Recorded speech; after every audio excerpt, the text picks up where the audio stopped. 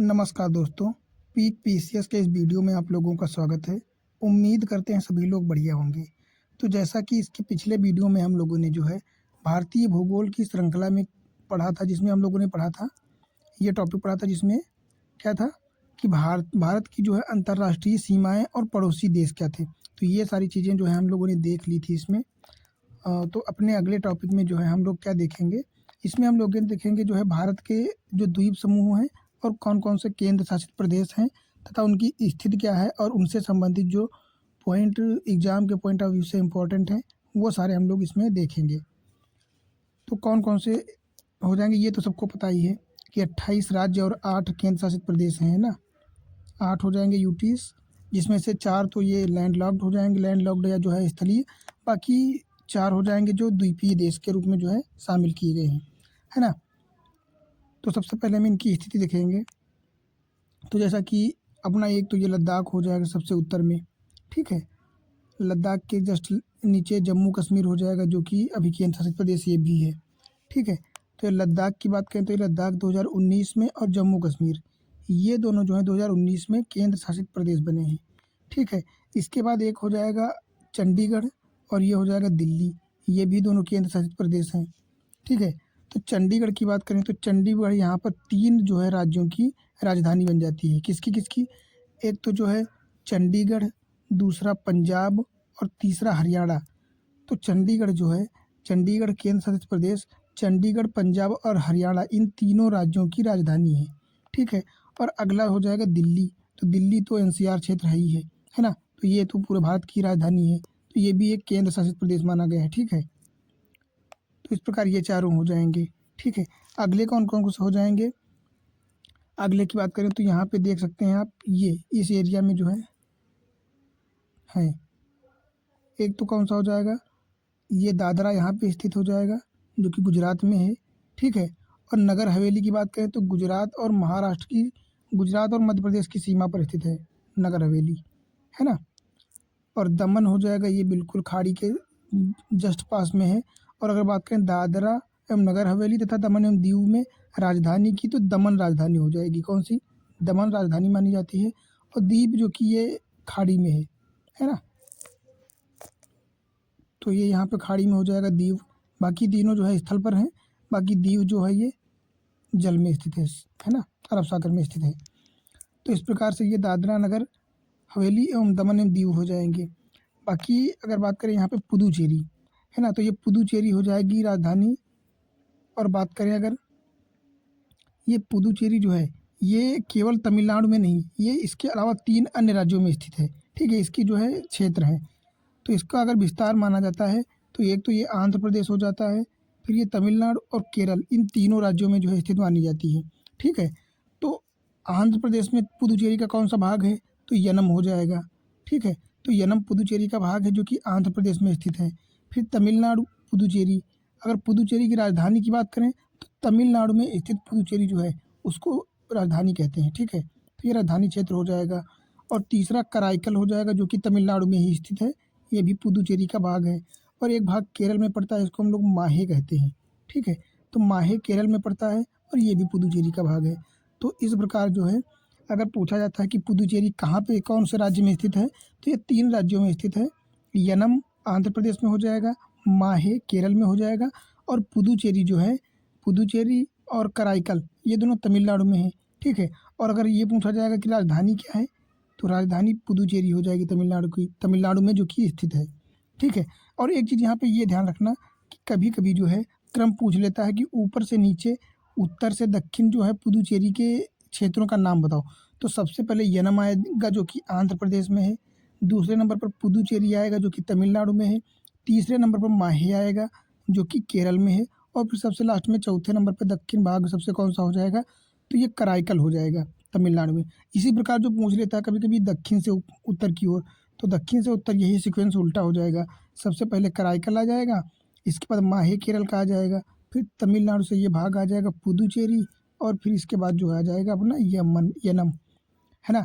तो पुदुचेरी के कौन-कौन से भाग हो जाएंगे, यनम, पुदुचेरी, माहे, कराईकल। इनको अपने दिमाग में बैठा लेना एकदम बढ़िया तरीके से, है ना? क्योंकि क्वेश्चन जो है यहाँ से कई बार यूपीएससी में पूछा गया है एक बार इनका क्रम। और यूपीपीसीएस में भी पूछा जा सकता है और अन्य वनडे एग्जाम्स में भी पूछा जा सकता है। तो इसको आप बिल्कुल छोड़ नहीं सकते हैं। अगला बात करते हैं अगला, तो अगला अपना हो जाएगा लक्षद्वीप, जो कि ये अरब सागर में स्थित है। ये भी एक द्वीपीय देश है और केंद्र शासित प्रदेश माना जाता है। ठीक है, लक्षद्वीप जो कि लक्षद्वीप और मालदीव के मध्य कौन सा 8 डिग्री चैनल पाया जाता है ना। ये चैनल बहुत ध्यान रखना, क्योंकि यहाँ से क्वेश्चन बहुत पूछे जाते हैं। तो बात करें तो लक्षद्वीप जो हो जाएगा ये अरब सागर में स्थित हो जाएगा। ठीक है, और लक्षद्वीप और मतलब भारत या भारत के राज्य लक्षद्वीप और मालदीव के मध्य कौन सी डिग्री लाइन है, तो ये 8 डिग्री चैनल पाया जाता है। अगला हो जाएगा अपना अंडमान निकोबार द्वीप समूह, है ना। तो ये कहाँ पे पाया जाता है, तो ये बंगाल की खाड़ी में माना जाता है। बात करें ये हो जाएगा अपना म्यांमार, यहाँ पे हो जाएगा भारत से लगा लगा। ठीक है, तो अंडमान निकोबार द्वीप समूह और म्यांमार के मध्य कौन सा चैनल पाया जाता है, तो ये पाया जाता है कोको चैनल। हालांकि ये सारी चीज़ें हम लोग डिटेल में देखेंगे भी नीचे, पर यहाँ भी देख लेते हैं, है ना। तो ये कोको चैनल हो जाएगा। कोको चैनल के बाद आता है अंडमान एवं निकोबार द्वीप समूह। ठीक है, तो अंडमान निकोबार द्वीप समूह के बाद अंडमान और निकोबार को 10 डिग्री चैनल जो है अलग करता है, और इसके बाद आता है सबसे नीचे निकोबार के बाद आता है ग्रेट चैनल, है ना। तो इस प्रकार से जो है अपना ओवरव्यू यहाँ से देख लिया गया है, हम लोगों ने देख लिया है। बाकी चीज़ें नीचे देखेंगे। और यहाँ पे पीओके, है ना, और यहाँ पे सियाचिन, ये अक्साई चीन, ये सारी चीज़ें तो हम लोगों ने पहले ही देख ली हैं पहले वीडियोस में, है ना। तो ये सारी चीज़ें तो पता ही होंगी आप लोगों को। और एक रिक्वेस्ट है, अगर आप लोगों ने इसके पहले वाले वीडियो नहीं देखे हैं, डायरेक्ट इस वीडियो पे आए हैं, तो प्लीज़ आप लोग जाकर के प्लेलिस्ट बनी हुई है, वहाँ पे इसके पहले, दूसरे और तीसरे लेक्चर जो हैं पढ़े हुए हैं, उनको देख सकते हैं, ताकि ये वीडियो आपको ज़्यादा समझ में आए अच्छे से। और इसके पहले जो बताया गया है उसको आप लोग भी देख लें, क्योंकि वो भी एग्ज़ाम के पॉइंट ऑफ व्यू से बहुत ज़रूरी है ना। ताकि उसमें वो चीज़ें बताई गई जो कि भारत के बारे में नॉर्मल चीज़ें हैं, हालांकि बहुत सारी चीज़ों को पता होंगी, पर बहुत सारी चीज़ें हो सकता है ना भी पता हो, तो उसके हिसाब से भी देखना ज़रूरी है। और अब बात करेंगे अंडमान निकोबार द्वीप समूह की सबसे पहले, है ना। बात करें, भारत में 28 राज्य हैं वर्तमान में और 8 केंद्र शासित प्रदेश हैं, जिनकी डिस्कस हम लोगों ने इसके पहले कर भी लिया है अभी, है ना। तो बात करते हैं अंडमान एवं निकोबार द्वीप समूह की, जो कि कहाँ पे स्थित है, यह बंगाल की खाड़ी में स्थित है, अंडमान एवं निकोबार द्वीप समूह। इसके बारे में देख लेते हैं। तो अगर बात करें ये कहाँ पे स्थित है, तो ये बंगाल की खाड़ी में स्थित है ना। तो अंडमान एवं निकोबार द्वीप समूह बंगाल की खाड़ी में स्थित है और हिमालय का ही विस्तार माना जाता है। ये क्या है, ये हिमालय का ही विस्तार माना जाता है।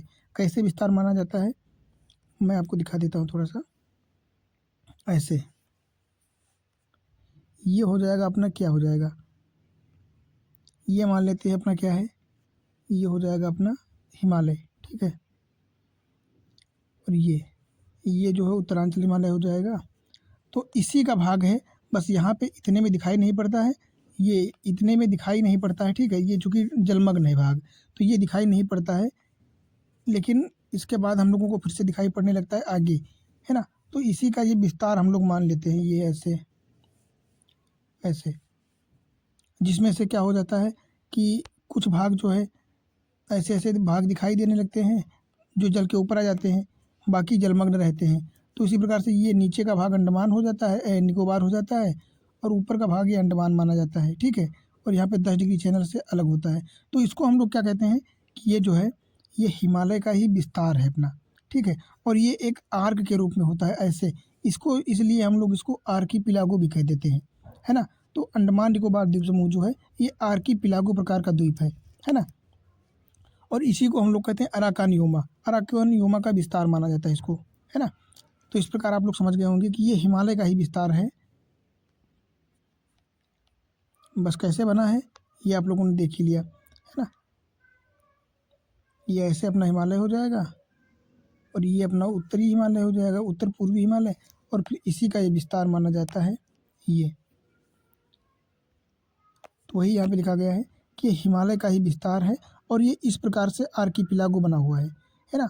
बहुत सारे द्वीप जो हैं ये कहीं कहीं पे डूबे हुए हैं, कहीं कहीं पे उठे हुए हैं। हालांकि अंदर से तो ये एक ही हैं, पर ऊपर से अलग अलग हो गए हैं, कहीं कहीं पे डूब गए हैं, कहीं कहीं पे दिख रहे हैं। तो ये एक आर्कीपिलागो का निर्माण कर देते हैं। आर्कीपिलागो मतलब आर्क का निर्माण, है ना। अगला क्या हो जाएगा, ये जलमग्न है, जो कि अराकान यूमा का ही विस्तार है। किसका? अराकान यूमा। उस हिमालय को अराकान यूमा कहा गया है। ठीक है, तो ये अराकान यूमा का जो विस्तार माने जाते हैं अंडमान निकोबार द्वीप समूह। बात करें आर्कीपिलागो द्वीप क्या होता है,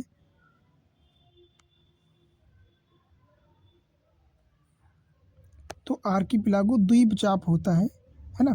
मलाया विश्व का सबसे बड़ा, वर्तमान में अगर बात करें कि सबसे बड़ा जो है आर्कीपिलागो कहाँ पे स्थित है, तो इंडोनेशिया और फिलीपींस के मध्य जो है, फिलीपींस के पाया जाता है मलाया, जो कि इंडोनेशिया का भाग है। ये विश्व का सबसे बड़ा जो है द्वीप चाप या आर्कीपिलागो माना जाता है ना। और इसी प्रकार भारत में भी अंडमान निकोबार द्वीप समूह को मिलाकर के जो है आर्कीपिलागो द्वीप कहा जाता है ना। तो इस प्रकार जो कि यहाँ पे भी लिखा भी गया है, ये हिमालय का विस्तार है। कैसे हिमालय का विस्तार है कि ये मान लेते हैं कि पूरा ये भाग था, ठीक है, ये पूरा हिमालय का भाग है। फिर पानी की वजह से या अन्य किसी कारणों की वजह से जो है कटता फटता जाता है, ठीक है, और कटने के बाद आकार इनका ऐसा हो जाता है,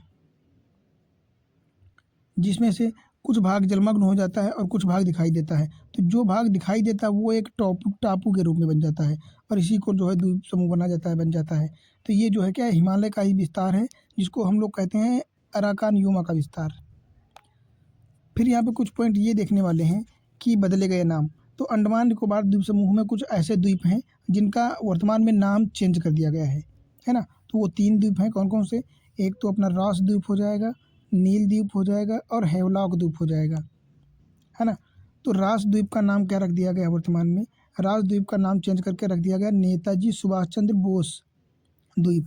और दूसरा नील द्वीप, तो नील द्वीप का क्या नाम रख दिया गया है? शहीद द्वीप कर दिया गया है।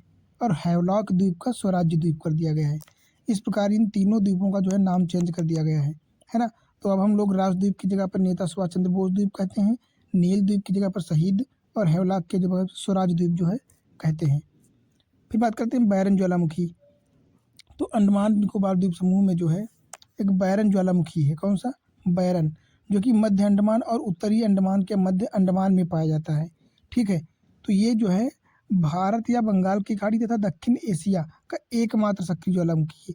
कहने का मतलब है कि अगर क्वेश्चन में पूछ ले कि भारत का एकमात्र सक्रिय ज्वालामुखी, या बंगाल की खाड़ी का एकमात्र सक्रिय ज्वालामुखी, या फिर ऐसा पूछ सकता है कि दक्षिण एशिया का एकमात्र ऐसा कौन सा सक्रिय ज्वालामुखी है जो पाया जाता है भारत में, तो ये हो जाएगा बैरन ज्वालामुखी, बैरन द्वीप या बैरन ज्वालामुखी, जो कि अंडमान में स्थित है। और इसकी एक्चुअल लोकेशन ये हो जाएगी, जो कि उत्तरी अंडमान और मध्य अंडमान के मध्य अंडमान में स्थित है ना। तो ये क्वेश्चन भी पीसीएस में पूछा गया है एक बार, तो ये भी ध्यान रखने वाला है। अब हम लोग बात करते हैं कि इसका स्ट्रक्चर कैसा है, और उत्तर से दक्षिण की ओर जो है इसका बसने का कौन कौन से द्वीप हैं, कहाँ कहाँ पे स्थित है, तो ये हम लोग देख लेते हैं। ये हो जाएगा अपना अंडमान निकोबार द्वीप समूह, ठीक है। तो सबसे पहले देखो, अंडमान निकोबार द्वीप समूह की बात करें तो सबसे पहले अपना आता है उत्तरी अंडमान। ये हो जाएगा 10 डिग्री चैनल, ठीक है, ये 10 डिग्री चैनल हो जाएगा, जो कि दोनों को, अंडमान और निकोबार द्वीप समूह को अलग करता है। तो इसके ऊपर वाले भाग को हम लोग इतने को कहते हैं अंडमान, और नीचे वाले भाग को जो 10 डिग्री के नीचे है, 10 डिग्री चैनल के, उसको हम लोग कहते हैं निकोबार। तो अंडमान और निकोबार ये दोनों 10 डिग्री चैनल से अलग होते हैं। अब बात करेंगे इनके स्थित होने का जो सीक्वेंस है वो क्या है। तो सबसे पहले अंडमान की बात करें तो अंडमान में सबसे पहले भाग जो है ये आता है उत्तरी अंडमान। कौन सा? सबसे पहले हो जाएगा उत्तरी अंडमान, फिर उसके बाद आता है मध्य अंडमान, और इसके बाद आता है दक्षिणी अंडमान। दक्षिणी अंडमान के बाद आता है लिटिल अंडमान। तो अंडमान में 4 भाग हो जाएंगे, सबसे पहले उत्तरी अंडमान, मध्य अंडमान और दक्षिणी अंडमान, फिर लिटिल अंडमान। फिर कभी कभी अगर बात करें कि पोर्ट ब्लेयर, जो कि अंडमान निकोबार द्वीप समूह की राजधानी है, तो पोर्ट ब्लेयर कहाँ पे स्थित है, तो ये दक्षिणी अंडमान में स्थित है पोर्ट ब्लेयर राजधानी, जो कि है ना। तो अंडमान की राजधानी जो है पोर्ट ब्लेयर कहाँ पे स्थित है, तो ये जो है दक्षिणी अंडमान में स्थित है। अब हम बात करेंगे निकोबार द्वीप समूह की। तो निकोबार द्वीप समूह में भी 3 पार्ट आते हैं। सबसे पहले आता है कार निकोबार, फिर आता है लिटिल निकोबार, इसके बाद आता है ग्रेट निकोबार। तो ये 3 भाग हैं निकोबार में, कार निकोबार, लिटिल निकोबार और ग्रेट निकोबार। और इसके बाद सबसे जो है भारत का दक्षिणी बिंदु आ जाता है, इसको हम लोग कहते हैं इंदिरा पॉइंट या पार्सन पॉइंट या पिगमिलियन पॉइंट, जो कि हम लोगों ने पहले वीडियो में या पहली लेक्चर में देखा था, है ना। तो ये जो है भारत का सबसे दक्षिणी पॉइंट हो जाता है, इंदिरा पॉइंट। इसको अन्य नामों से बोलते हैं, जैसे पिगमेलियन पॉइंट हो गया, पार्सन पॉइंट हो गया, ये सारी चीज़ें। और इसके बाद अपना पड़ता है ग्रेट चैनल, और ग्रेट चैनल के बाद आता है सुमात्रा, जो कि इंडोनेशिया का द्वीप है ना। तो इस प्रकार जो है अपने अंडमान निकोबार द्वीप समूह इस प्रकार सीक्वेंस में जो है उत्तर से दक्षिण की ओर फैला है। सबसे पहले उत्तरी अंडमान, फिर मध्य अंडमान, दक्षिणी अंडमान, फिर लिटिल अंडमान, फिर 10 डिग्री चैनल, फिर कार निकोबार, लिटिल निकोबार और आता है ग्रेट निकोबार, है ना। तो इनको एकदम सीक्वेंस से ही आप लोग याद रखेंगे। अब हम लोग बात करते हैं कि म्यांमार और अंडमान निकोबार द्वीप समूह के मध्य कौन कौन सी बॉडीज पड़ती हैं, जो कि ये पड़ती हैं, है ना। तो सबसे पहले पड़ता है म्यांमार, ये हो जाती है अपनी म्यांमार की नदी, इसको हम लोग कहते हैं इरावदी नदी, और इसका पानी जो है बंगाल की खाड़ी में गिरता है, ठीक है। तो सबसे पहले क्या आ जाएगा सीक्वेंस में, म्यांमार का एक द्वीप आता है प्रियरिस, जो कि म्यांमार की टेरिटरी है, तो ये प्रियरिस द्वीप हो जाएगा। इसके बाद आता है कोको द्वीप, जो कि म्यांमार का ये भी है। तो प्रियरिस और कोको द्वीप ये म्यांमार के हैं। और अगर बात करें म्यांमार और भारत के मध्य कौन सी बॉर्डर है, तो ये कोको लाइन हो जाएगी, ठीक है। कोको लाइन अंडमान निकोबार द्वीप समूह और म्यांमार को अलग करती है कोको चैनल, है ना, कोको लाइन कहते हैं इसको। और कोको चैनल के बाद आता है लैंड फाल द्वीप, जो कि उत्तरी अंडमान के जस्ट ऊपर उत्तर में स्थित है, ये लैंड फाल द्वीप कहते हैं इसको, ठीक है। तो ये लैंड फाल द्वीप हो जाएगा। अब हम लोग बात करते हैं कि नारकोंडम ज्वालामुखी जो है कहाँ पे स्थित है, जो कि सुषुप्त ज्वालामुखी है। तो ये हो जाएगा नारकोंडम ज्वालामुखी, जो कि उत्तरी अंडमान और लैंड फाल द्वीप इन दोनों के मध्य में और उत्तरी अंडमान के जस्ट ऊपर है। तो ये कौन सा हो जाएगा, नारकोंडम ज्वालामुखी, जो कि वर्तमान में सुषुप्त ज्वालामुखी है, ठीक है। दूसरा कौन सा ज्वालामुखी है, तो दूसरा उत्तरी और मध्य अंडमान के मध्य स्थित है, जिसको अभी हम लोगों ने पढ़ा भी था, बैरन ज्वालामुखी हो जाएगा, जो कि सक्रिय है 1887 से, है ना। तो ये 1887 से सक्रिय है बैरन ज्वालामुखी। फिर बात करते हैं कि उत्तरी अंडमान में जो है अंडमान निकोबार द्वीप समूह की सबसे ऊंची चोटी, है ना, अंडमान की सबसे ऊंची चोटी पूछ लिया जाता है क्वेश्चन में, तो ये क्या हो जाएगी, ये हो जाएगी सैडल पीक। कौन सी, सैडल पीक, जिसकी ऊंचाई 739 मीटर है। कितनी, 739 मीटर, जो कि उत्तरी अंडमान में स्थित है। फिर बात करते हैं पोर्ट ब्लेयर, जो कि राजधानी है, तो ये दक्षिणी अंडमान में स्थित होती है। फिर बात करते हैं हम लोग ये डंकन पासेस, तो ये डंकन पासेस भी एक दर्रा है या जो है एक रास्ता है, जो कि उत्तरी दक्षिणी अंडमान और लिटिल अंडमान के मध्य पाया जाता है। तो ये भी ध्यान रखना कि दक्षिणी अंडमान और लिटिल अंडमान के मध्य कौन सा पाया जाता है, डंकन पासेस पाया जाता है। फिर 10 डिग्री चैनल आता है। और फिर बात करते हैं, यहाँ पे 3 चैनल बहुत इंपॉर्टेंट हैं, ये तो कार निकोबार और लिटिल निकोबार के मध्य पाया जाता है सोमबरेरो चैनल। कौन सा, सोमबरेरो चैनल, जो कि कार निकोबार और लिटिल निकोबार के मध्य जो है पाया जाता है।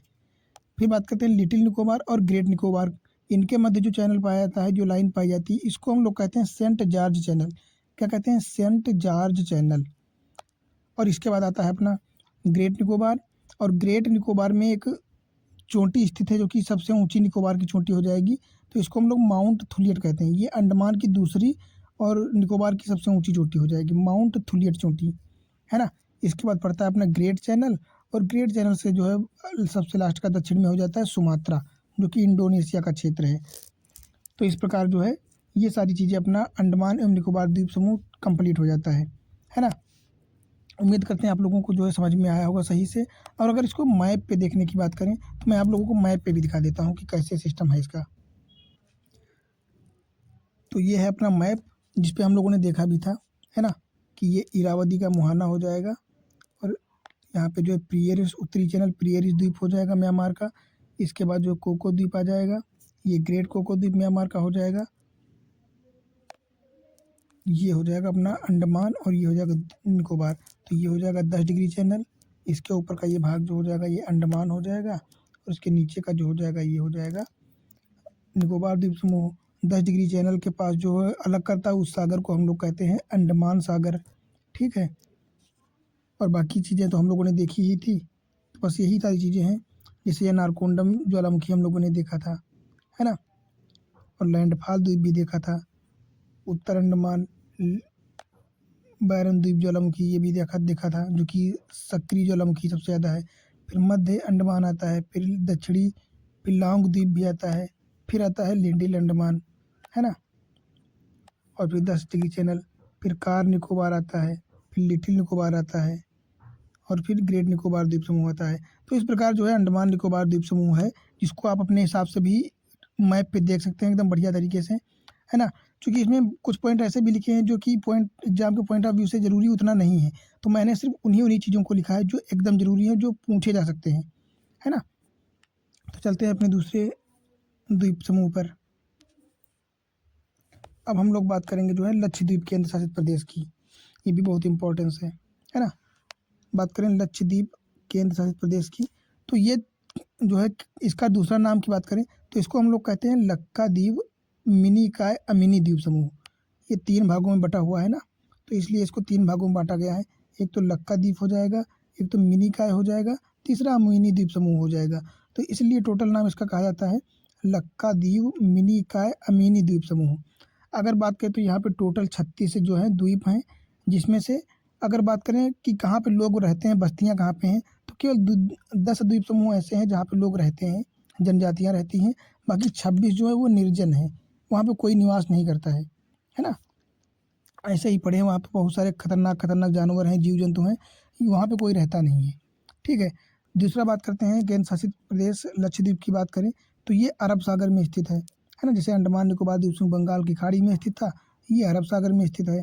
और यह कोरल द्वीप है। ये सबसे महत्वपूर्ण बात है कि ये जमीनी द्वीप नहीं है, ये कोरल समूह, कोरल जो है आप लोगों ने पढ़ा होगा, ठीक, कोरल के माध्यम से बना है। कोरल जो है पॉलिप्स होते हैं, है ना, ये जीव जंतु होते हैं, उनके माध्यम से कोरल से बना हुआ होता है। उनमें कैल्शियम की सबसे ज़्यादा मात्रा होती है और बहुत ज़्यादा ठोस होते हैं, है ना। तो कोरल से बना हुआ है। और बात करें यहाँ पे वन नहीं पाए जाते हैं, लक्षद्वीप पे वन नहीं पाए जाते हैं, बहुत कम पाए जाते हैं। ठीक है, अगर बात करें इसके आकार की, तो जो है लक्षद्वीप है ये घोड़े की नाल का आकार है। घोड़े की नाल का आकार ऐसा होता है ना, ऐसा। तो लक्षद्वीप भी ऐसा घोड़े के नाल की आकार का जैसा ही है ना। और बात करें तो 1 नवंबर 1966 को जो है इसको यूनाइटेड टेरिटरी का दर्जा दिया गया था, है ना। यूनियन टेरिटरी का दर्जा कब दिया गया था? 1966 में। तो और इसको कालापेनी द्वीप स्थित है यहाँ पर। कहाँ पर? कालापेनी, आप लोगों ने सुना भी होगा। तो कालापेनी द्वीप भी लक्षद्वीप पर स्थित है और 1 नवंबर 1966 को इसको केंद्र शासित प्रदेश का जो है दर्जा दे दिया गया था लक्षद्वीप को। बात करें लक्षद्वीप, इसको 3 भागों में बांटा गया है। कौन कौन से? एक तो अमीन द्वीप हो जाएगा, ठीक है। दूसरा लक्काद्वीप समूह हो जाएगा, इसको कन्नानौर भी कहते हैं। तीसरा हो जाएगा मिनिकॉय। तो इन 3 भागों में इसको बांटा गया है। और तीनों भागों के मध्य अगर बात करें तो सबसे उत्तरी भाग जो होता है उसको अमीनी द्वीप कहते हैं, मध्य वाले भाग को मिनिकॉय कहते हैं और सबसे सबसे बीच वाले भाग को कहते हैं लक्काद्वीप, है ना। तो सबसे पहले आएगा अपना अमीनी द्वीप, फिर आएगा लक्काद्वीप, फिर आएगा मिनिकॉय और इसके बाद आ जाता है मालदीव। दो देश है जो कि, है ना, 8 डिग्री चैनल से अलग होता है। तो यहाँ पे देख सकते हैं ये बना हुआ है।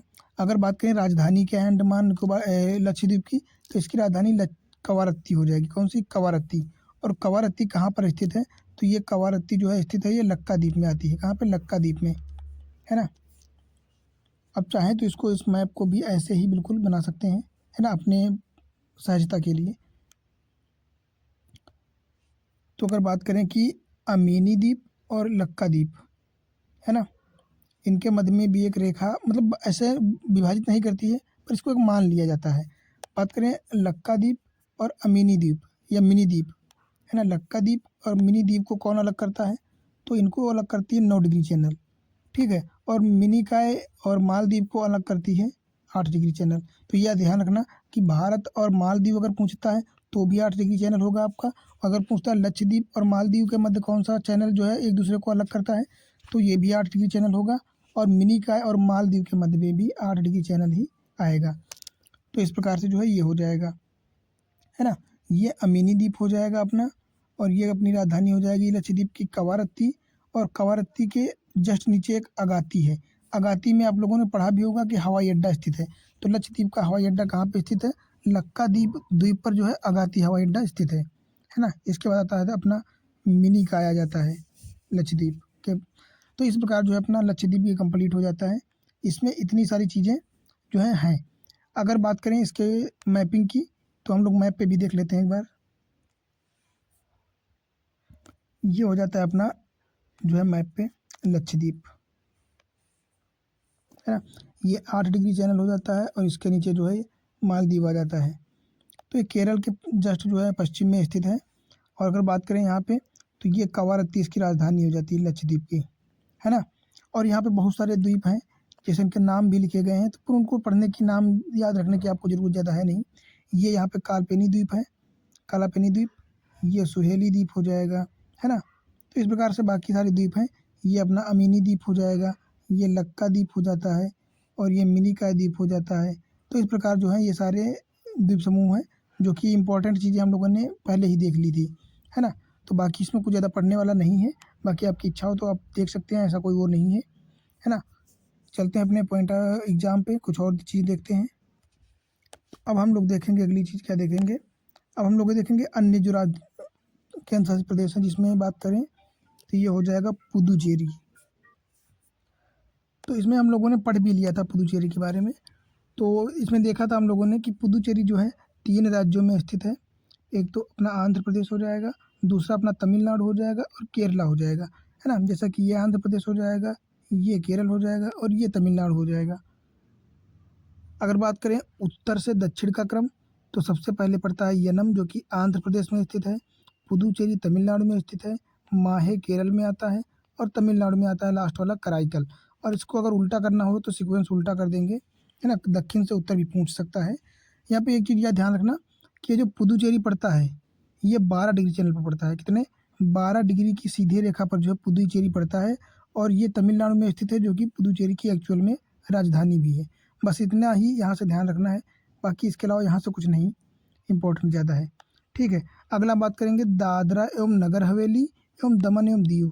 इसकी बात करें अगर तो ये जो है कहाँ पे स्थित है, ये गुजरात और महाराष्ट्र में जो है स्थित है, ठीक है। तो गुजरात और महाराष्ट्र की बात करें तो यहाँ पे ये हो जाएगा सबसे ऊपर जो है सबसे उत्तर में गुजरात में हो जाएगा, इसको हम लोग कहते हैं दादरा, ठीक है।